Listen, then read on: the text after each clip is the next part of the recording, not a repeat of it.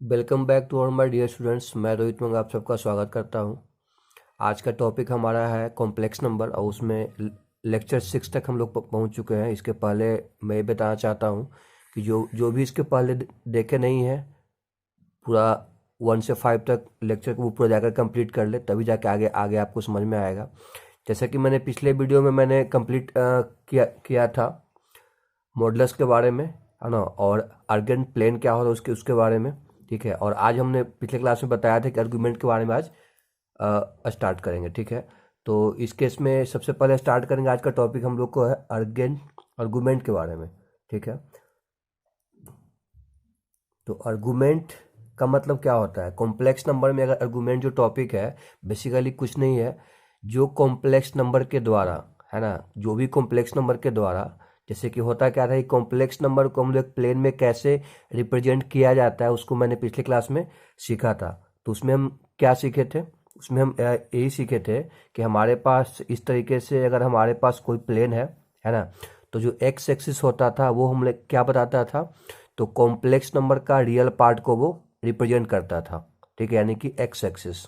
ठीक है, उसके बाद क्या होता बताया था कि जो बाई एक्सिस है वो क्या रिप्रेजेंट करता था, वो हमारा इमेजिनरी पार्ट को रिप्रेजेंट करता था। तो इस केस में यानी कि बाई पार्ट को रिप्रेजेंट करेगा। यहाँ पे भी सेम चीज क्या कहता है कि जैसे कि मान लिया जाए कि हमारे पास पी जो एक पॉइंट है जो कॉम्प्लेक्स नंबर को प्लेन में रिप्रेजेंट कर रहा है। ठीक है ना, तो पी कहने का मतलब क्या है, हम लोग का complex number x plus I by के रूप में दिया हुआ है। तो कहता क्या है कि जो आप यहाँ जो मॉडुलस अगर निकालोगे, मॉडुलस के बारे में मैंने पिछली क्लास में बात किया था कि मॉडुलस क्या होता है कि बेसिकली ओरिजिन से जो हम लोग का डिस्टेंस होता है, यानी कि ओपी का जो वैल्यू होगा ना वो हमें आर्गुमेंट देगा, सॉरी वो हमें मॉडुलस देगा। तो मैंने बताया था क्या कि ओपी का जो मतलब यहाँ पे जो है बेसिकली हमें जो टॉपिक है आर्गुमेंट के बारे में, तो ओपी जो तुम्हारा डिस्टेंस है, ठीक है ना, तो इसका angle with the x axis, यानी मान लिया कि यहाँ पे थीटा एंगल बन रहा है, तो इसी एंगल को हम लोग क्या क्या बोलेंगे, आर्गुमेंट बोलेंगे। यानी आर्गुमेंट का मतलब क्या हो गया कि angle with positive x axis को क्या बोलेंगे, आर्गुमेंट बोलेंगे। यहाँ पे लिख देते हैं एंगल विथ विथ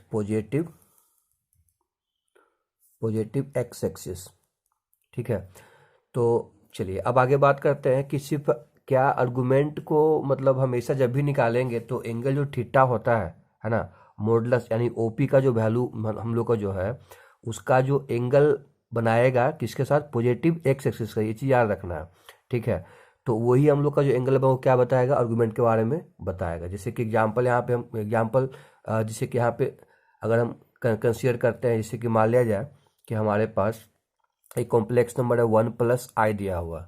ठीक है, तो इसका हम क्या निकालना चाहते हैं, इसका आर्गुमेंट निकालना चाहते हैं। तो आर्गुमेंट मतलब क्या, थीटा का वैल्यू। ठीक है, तो इसको कैसे निकालेंगे, तो यहाँ से हम क्या कर सकते हैं कि यहाँ परपेंडिकुलर लाइन ड्रॉ करेंगे। ठीक है, तो यहाँ से क्या होगा, हम लोग ये जो 90 डिग्री होगा, तो यहाँ से अगर टेन थीटा अगर निकाला जाए इस एंगल को, तो कैसे निकालोगे, ये तो हम लोग का बाई पार्ट है, हम लोग का क्या है, एक्स पार्ट है। तो यहाँ से जो हम लोग को टेन थीटा निकालेंगे अगर, तो क्या होगा, हम लोग का बाई बाई एक्स निकालेंगे।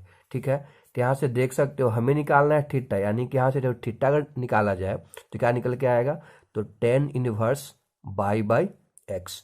ठीक है, तो हम देख सकते हैं क्या कि यहाँ पे बाई कितना हम लोग का है, यानी कि इमेजिनरी पार्ट जो हम लोग का यानी कि 1 है ना। सिमिलरली अगर बात करेंगे एक्स के बारे में, तो वो भी हम लोग का वो 1 ही दिया है, 1 बाई यानी कितना हो जाएगा हम लोग का टेन इनवर्स 1, यानी इसका वैल्यू कितना होता है, पाई/4 हो जाता है। जो टेन इनवर्स जो हम बात कर रहे हैं हम लोग का टॉपिक है क्लास 12 का, ट्रिगोनोमेट्रिक इनवर्स ट्रिगोनोमेट्रिक फंक्शन का। तो उस क्लास में जाएंगे तो डिटेल से इसके बारे में स्टडी करना है। अभी जो विश्वास क्या करना है हम लोग को यहाँ पे देखना है कि थीटा का जो वैल्यू कितना है, हम लोग को पाई/4 आया। ठीक है, तो कितना आसानी से यहाँ पे हम फाइंड कर लिए। लेकिन अब बात करते हैं यहाँ पे क्या कि इतना आसानी से ये चीज़ है नहीं, क्योंकि अलग अलग कोऑर्डिनेट में जो है हम लोग को वैल्यू सबका अलग अलग आएगा।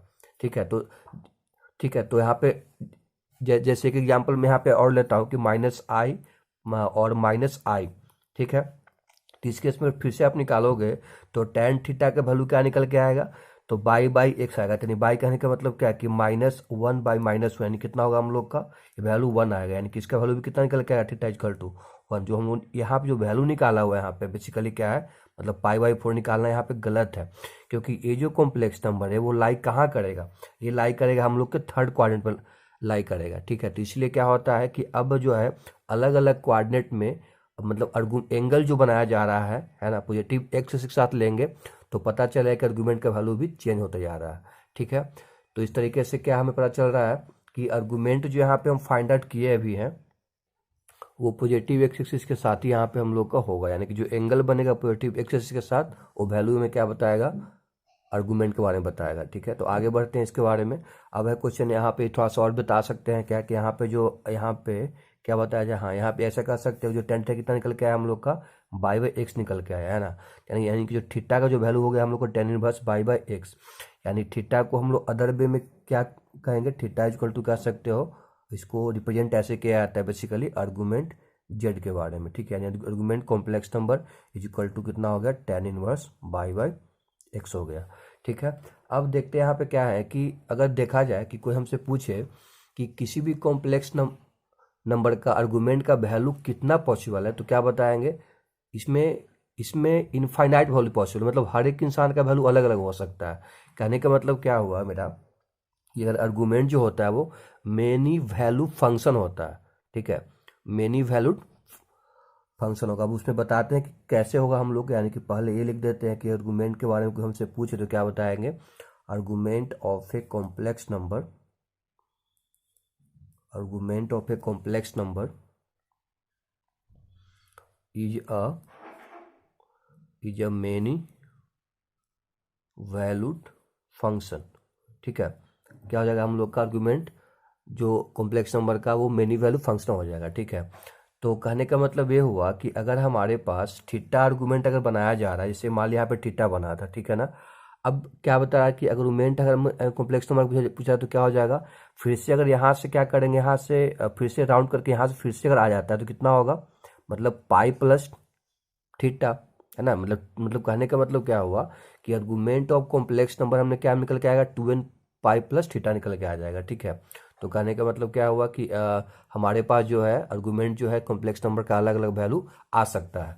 ठीक है, तो इसलिए तुम्हारा क्या क्या किया गया है कि एक वैल्यू फिक्स किया गया है, यानी कि एक यूनिक वैल्यू जो थीटा अगर हमें निकालना है तो वो कहाँ से कहाँ निकालना है, -पाई से पाई के बीच में निकालना है। ठीक है, तो इसको नाम क्या दिया गया है, प्रिंसिपल वैल्यू ऑफ आर्गूमेंट नाम दिया गया है। तो कोई हमसे पूछे अगर कि कि अगर आपको क्या निकालना है, आर्गूमेंट निकालना है, तो आर्गूमेंट का तो मतलब किसी भी कॉम्प्लेक्स नंबर का बहुत सा वैल्यू हो सकता है, लेकिन अगर प्रिंसिपल वैल्यू की बात करेंगे तो कितना होगा हम लोग का, -पाई से पाई के बीच में ही होगा। ठीक है, तो अगर देखा जाए यहाँ पे कि unique value of theta such that -pi से लेकर के थीटा कहाँ तक होगा हम लोग को, पाई तक, है ना, तो इसे हम क्या बोलेंगे, अगर थीटा का वैल्यू -पाई से पाई के बीच में होगा तो इसे हम लोग बोलेंगे is called the principal value of argument, is called the principal value of argument.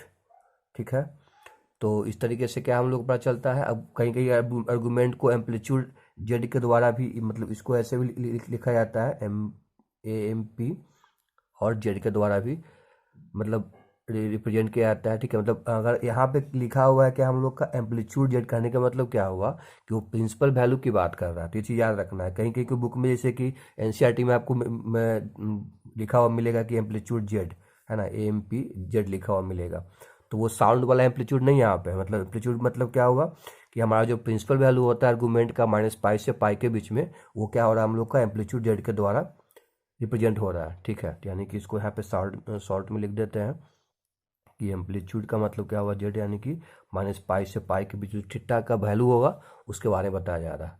ठीक है, अब जो कि यहाँ पे क्या क्वेश्चन है कि क्या अगर हमारे पास जीरो कॉम्प्लेक्स नंबर है, जीरो कॉम्प्लेक्स नंबर का मतलब क्या है, जैसे कि हमारे पास अगर जेड का जो वैल्यू है ना, वो क्या है तुम्हारा 0 + 0i के रूप में है, तो क्या उसका आर्गूमेंट पॉसिबल है। आप देख सकते हो यहाँ पे तो x और y जीरो दिख रहा है हम लोग का। ठीक है, तो उस केस में क्या कहेंगे हम लोग का, जीरो यहाँ पे आर्गूमेंट निकालना पॉसिबल नहीं है। ठीक है, तो अगर हमारे पास मतलब क्योंकि मॉडुलस यहाँ पे फाइंड ही नहीं होगा, मॉडुलस फाइंड होगा तभी तो आप इसका एंगल बता सकते हो एक्स एक्सिस के साथ। तो इसलिए यहाँ पे हम बता सकते हैं, क्या लिख सकते हैं कि for complex number 0 plus I into 0 the argument is not defined. ठीक है, आर्गूमेंट क्या होता है हमारे पास, अगर 0 कॉम्प्लेक्स नंबर है तो डिफाइंड नहीं होगा। And this is only complex number which is given. मतलब कि हमारे पास आर्गुमेंट उसी का पॉसिबल है जिसका कॉम्प्लेक्स नंबर क्या होगा हम लोग का, जिसका मॉडुलस दिया, मतलब हमें फाइंड आउट होगा। ठीक है, which is only given by it's क्योंकि मॉडुलस अगर होगा तो हमें आसानी से क्या होगा, उसका आर्गुमेंट निकालना भी आसान होगा।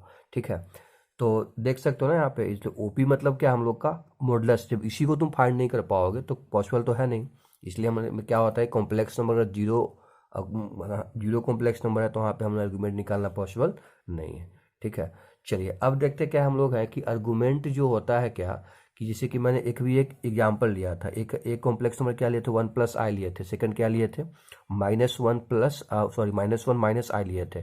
तो मैंने क्या बताया था कि ये जो कॉम्प्लेक्स नंबर है वो फर्स्ट कोऑर्डिनेट में लाई करेगा, लेकिन ये जो कॉम्प्लेक्स नंबर कहाँ लाई करेगा, -i और या -1 और -i ये थर्ड में लाई करेगा। तो दोनों का वैल्यू सेम आ रहा है, तो उस केस में हालांकि सेम आना नहीं चाहिए, तो इसलिए हमें क्या करना, पता करना पड़ेगा कि अलग अलग कोऑर्डिनेट में आर्गुमेंट जो होता है उसके बारे में आइडिया पता होना चाहिए। ठीक है, तो आगे देखते हैं कि आर्गुमेंट जो डिफरेंट कोऑर्डिनेट में होगा वो क्या होगा। तो सबसे पहले देखते हैं क्या है कि आर्गुमेंट अगर डिफरेंट कोऑर्डिनेट की बात करें तो सबसे पहले हम फर्स्ट कोऑर्डिनेट की बात करेंगे। ठीक है, हालांकि फर्स्ट कोऑर्डिनेट के बारे में अभी पीछे मैंने बताया था। तो फर्स्ट कोऑर्डिनेट में कहने का मतलब क्या हुआ कि अगर हमारे पास क्या हो कि फर्स्ट कोऑर्डिनेट में हमारे पास कोई कॉम्प्लेक्स नंबर इस तरीके से दिया हुआ है। ठीक है, जेड इस रूप से हमको x प्लस आई बाई दिया हुआ है। ठीक है, तो हमें क्या मिलेगा, इसको मॉडुलस फाइंड करेंगे आसानी से, है ना। पी यहाँ पे मान लेते हैं, ये एंगल का थीटा बनाया जा रहा है हमारे पास एक्स एक्सिस के साथ। तो हमारे पास यहाँ पर परपेंडिकुलर लाइन होगा, इसको बाई ले लेंगे, इसको हम लोग क्या लेंगे, एक्स ले लेंगे। तो यहाँ से क्या होगा कि आर्गुमेंट जो है हमें जेड मिलेगा, तो क्या होगा, tan inverse by by x निकल के आएगा। ठीक है, मैंने पिछले क्लास में मतलब मैंने पीछे बताया था। ठीक है, तो इस तरीके से यहाँ पे एक कंडीशन क्या है कि जो फर्स्ट क्वाड्रेंट कहने का मतलब क्या कि एक्स का वैल्यू भी क्या हो, 0 से बड़ा हो, और बाई का मतलब वो बाई भी क्या हो हम लोग का 0 से बड़ा हो, है ना, मतलब निगेटिव नहीं हम लोग को होना चाहिए। तो इस केस में क्या होगा हम लोग का tan inverse by by x यानी कि आर्गुमेंट जेड निकल के आएगा। हाँ, अब देखते हैं सेकंड कोऑर्डिनेट में। ठीक है, तो सेकंड कोऑर्डिनेट में क्या निकल के हम लोग को आता है, सेकंड कोऑर्डिनेट में अगर देखा जाए, सेकंड कोऑर्डिनेट में देखेंगे क्या कि यहाँ पे जो x का और y का जो वैल्यू होगा वो क्या होगा, x का वैल्यू हम लोग को क्या होगा, निगेटिव होगा, और y का वैल्यू क्या होगा हम लोग का, पॉजिटिव होगा। ठीक है, आप देख सकते हो ना इस केस में, जैसे कि हमारे पास जो है इस तरीके से प्लेन है, कोऑर्डिनेट प्लेन, तो हमारा जो कॉम्प्लेक्स नंबर वो कहाँ होगा, इस कोऑर्डिनेट में होगा। रिप्रेजेंटेशन करेंगे तो इस कोऑर्डिनेट में आएगा, तब यहाँ से भी क्या करेंगे, पी पॉइंट यहाँ हम लोग को आ जाएगा। ठीक है, तो इस केस में यहाँ मिलाएंगे, फिर से परपेंडिकुलर लाइन ड्रॉ करोगे, है ना, बाई लेंगे हम लोग। ठीक है, और यहाँ जो एंगल होगा वो एक्स एक्सिस के साथ ना होकर के यहाँ पे हम लोग को मान लिया कि अल्फा बन रहा है। ठीक है, तो यहाँ से जो हम लोग का 90 होगा। लेकिन मैंने बताया था, आप याद करो, मैंने बताया था कि हमारा जो ये जो मॉडुलस बन रहा है वो पॉजिटिव के साथ होना चाहिए। ठीक है, तो पॉजिटिव है तो मतलब कितना होगा हम लोग का, मेरे यहाँ पे थीटा मान लेते हैं। चलिए, तो अब क्वेश्चन ये है कि हमें एक्स और बाई के टर्म में ही निकालना है। तो एक्स और बाई के टर्म में कैसे निकालेंगे, तो हमें निकालना पड़ेगा पहले अल्फा का वैल्यू। ठीक है, तो कैसे निकालोगे आप, तो tan अल्फा निकालो सर आप। ठीक है, तो tan अल्फा अगर निकालते हैं तो क्या निकल के आएगा, हम लेंथ की बात कर रहे हैं, तो ए बाई हम लोग का हो जाएगा तो पॉजिटिव, तो इसको भी क्या करना पड़ेगा, हमें मॉड मानना पड़ेगा कि हमें लेंथ निकाल रहे हैं हम यहाँ पे। ठीक है, तो tan पर कितना हो जाएगा, बाई बाई मॉड एक्स हम लोग को निकल के आएगा।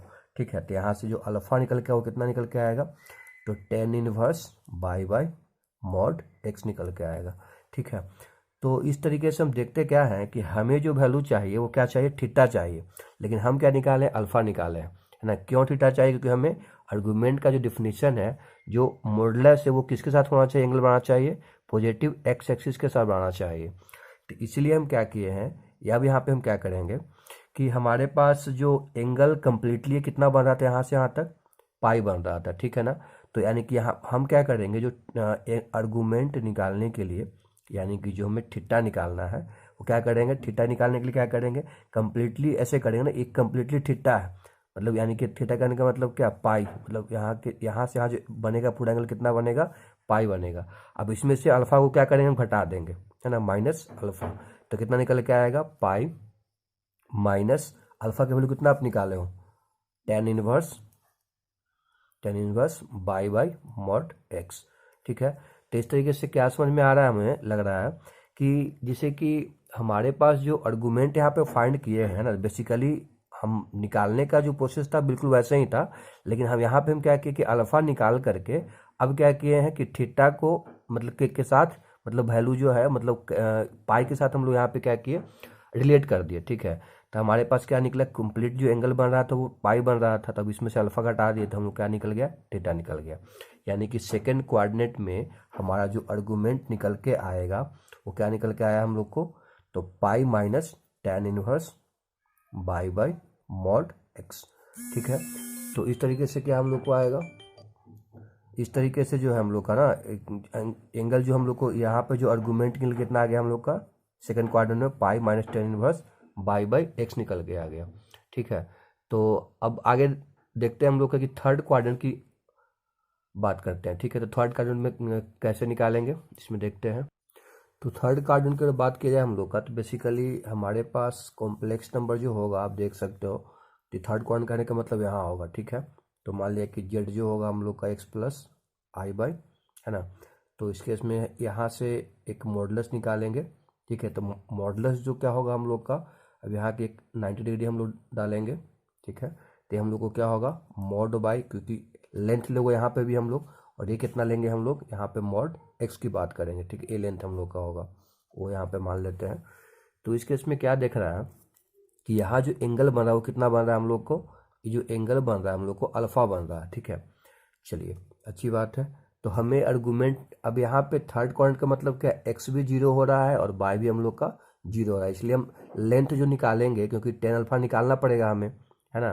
तो उसके इसमें क्या करेंगे, हमें पहले टेन अल्फा निकालने में एक्स और बाई को हम लोग लेंथ के रूप में देखेंगे, तो इसलिए हम लोग वहाँ पे उसको मतलब मॉड लगा लिए, ठीक है। तो यहाँ पे टेन अल्फा कितना हमको निकल के आएगा, तो पूरे के पूरे मॉड लगा देते हैं, बाई एक्स हो गया हम लोग का। तो यहाँ से अल्फा निकल कितना आ जाएगा हम लोग का, टेन इनवर्स बाई एक्स निकल के आएगा, ठीक है।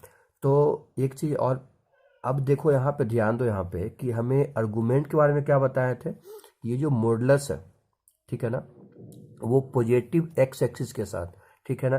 तो अब क्वेश्चन ये आ रहा है कि सर पॉजिटिव एक्स एक्सिस के साथ ऐसे भी हो सकता है, हम लोग का एंगल बना सकता है ना, एक ऐसे भी एंगल बना रहा है हम लोग का, ठीक है। तो हम कौन सा एंगल लेंगे, हम लेंगे इसी एंगल को। इसी एंगल को क्यों प्रेफर करेंगे, क्योंकि आप देख सकते हो कि यहाँ से इतना दूर हमें घूम के आना पड़ेगा ना। अभी हम लोग को क्या है, यहाँ से आते हैं, यानी माइनस पाई से पाई के बीच में वैल्यू पॉसिबल होता है, प्रिंसिपल वैल्यू, तो हम क्या करेंगे, इसी को प्रेफर करेंगे, ठीक है। तो अब देख सकते हो यहाँ पे कि थीटा कैसे निकालोगे आप, तो थीटा का मतलब कि यहाँ से अगर ऐसे जाते हैं तो माइनस पाई होगा पूरा कंप्लीटली, और इसके मतलब अल्फा का डायरेक्शन तुम्हारा क्या होगा, ऐसे गए अल्फा इधर आ रहा है, यानी कि अल्फा क्या लेंगे हम लोग, मतलब यहाँ पे निगेटिव, मतलब माइनस थीटा अगर निकालना चाह रहे तो क्या लिख सकते हैं, तो माइनस पाई माइनस अल्फा लेंगे, ठीक है ना। तो यहाँ पे हम मतलब माइनस पाई प्लस अल्फा लेंगे, सॉरी, क्योंकि इधर माइनस लिया तो उधर से उधर आ रहा है, मतलब एक डायरेक्शन इधर है, एक डायरेक्शन इधर हम लोग को है, उसके अगेंस्ट है, तो प्लस ले लेंगे। तो यहाँ से अल्फा कितना आप निकाले हो, तो निकाले हम लोग हैं सर माइनस पाई और plus ten inverse by x हो जाएगा। तो यहाँ से क्या दिख रहा है कि जो आर्गुमेंट हम लोग को निकल के आया है ना, आर्गुमेंट जो निकल के आया है वो कितना निकल के आया है, तो minus pi plus ten inverse mod by x निकल के आया, ठीक है। तो इस तरीके से क्या पता चला कि हम लोग को अलग अलग कोऑर्डिनेट में, यानी कि थर्ड कोऑर्डिनेट की अगर बात पहुंचे तो यहाँ पे वैल्यू कितना आ रहा है हम लोग को, minus pi plus ten inverse by x आ रहा है ना। तो इस फॉर्मूला को इस्तेमाल करके आसानी से हम बता सकते हैं कि कौन सा कॉम्प्लेक्स नंबर का क्या आर्गूमेंट उसका आएगा, यानी कि एंगल जो है पॉजिटिव के साथ कितना आएगा। ठीक है ना। अब देखते हैं हम लोग आगे इसमें कि फोर्थ क्वाड्रेंट में। ठीक है, तो फोर्थ क्वाड्रेंट में क्या हम लोग को बेसिकली आएगा कि फोर्थ क्वाड्रेंट की अगर बात किया जाए, फोर्थ क्वाड्रेंट की अगर बात किया तो क्या हम लोग को निकल के आता है, फोर्थ क्वाड्रेंट करने का मतलब क्या कि जैसे कि सर हमारे पास जो कॉम्प्लेक्स नंबर होगा इस क्वाड्रेंट में होगा, है ना, फर्स्ट सेकंड थर्ड फोर्थ में आएगा।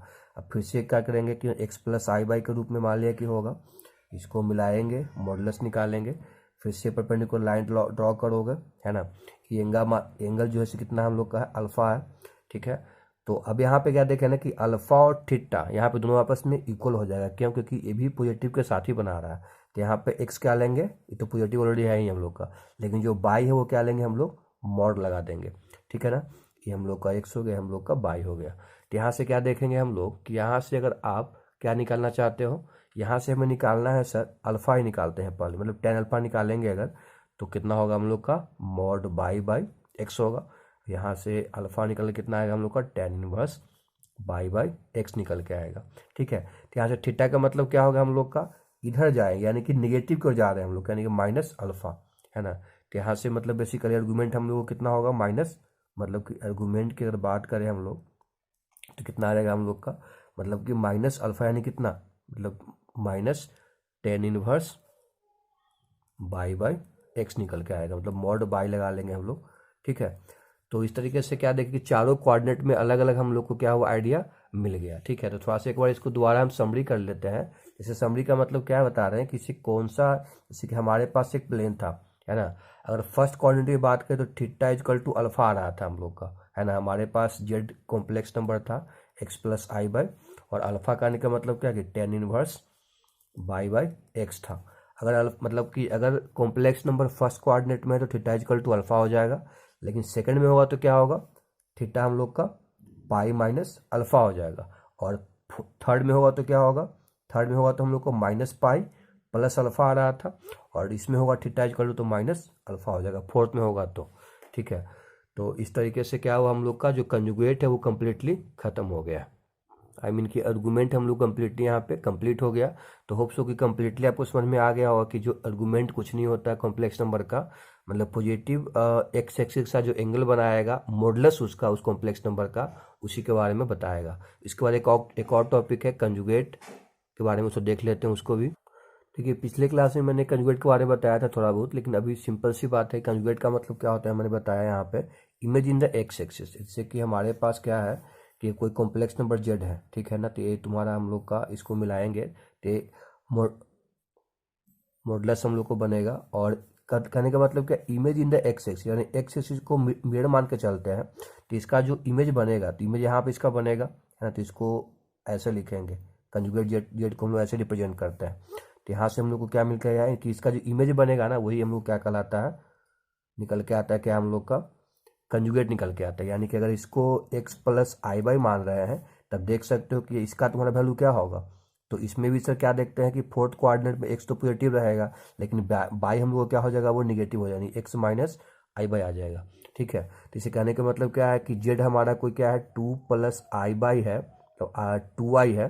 ठीक है, तो हमारा इसका जो कंजुगेट कितना निकल के आएगा, टू माइनस टू आई निकल के आएगा। ठीक है ना, तो कंजुगेट बेसिकली क्या है कि इसका इमेज जो होगा हम लोग का एक्स एक्सिस में क्या होगा उसके बारे में मतलब बताएगा। तो इस तरीके से हम लोग का आर्गूमेंट कम्प्लीटली आज का टॉपिक कंप्लीट हो गया हम लोग का। और इसमें पिछले क्लास में मैंने बताया था कि 5.1 जो है कंप्लीट चैप्टर जो एक्सरसाइज कॉम्प्लेक्स नंबर का, वो आप लोग का होप सो कंप्लीट हो गया होगा। और अब जो है 5.2 उसमें कुछ क्वेश्चन अगर होगा आप लोग को बचा होता, आप लोग प्लीज़ कमेंट करके बताइएगा, मैं उसको सॉल्व कोशिश करूंगा सॉल्व करने का। ठीक है, और 5.2 में भी कुछ क्वेश्चन आप लोग से अब स्टार्ट कर सकते हैं, उसको आगे बनाइए, और उसमें कुछ डाउट होगा तो आप इसको थोड़ा सा आस्क कीजिएगा। थोड़ा सा कुछ और इसमें पार्ट बचा हुआ है, तो अगले क्लास में कुछ क्वेश्चन भी करवाएंगे यहाँ पे। ठीक है ना, तो आज के लिए इतना ही। और अगर अब ये वीडियो आपको अच्छा लग रहा है तो आप इस चैनल को सब्सक्राइब कर सकते हैं, और शेयर भी कर सकते हैं उन फ्रेंड को भी जो इसके बारे में जो क्लास 11th IIT JEE के बारे में थोड़ा सा सीरियस है। पढ़ना चाहते हैं उसके बारे में, तो इस तरीके से जो है आप लोग को इसमें कॉम्प्लेक्स नंबर और आगे बढ़ाएंगे। और इस चैनल को सब्सक्राइब करने पे आपको बेनिफिट ये होगा कि आप कंप्लीटली जो एजुकेशन से रिलेटेड 11th-12th बोर्ड का एग्ज़ाम है ना, और कंप्लीटली 9th-10th का जो कंप्लीट पार्ट यहाँ पे हम टाइम टू टाइम करते रहते हैं। तो आज के लिए इतना ही। Thank you.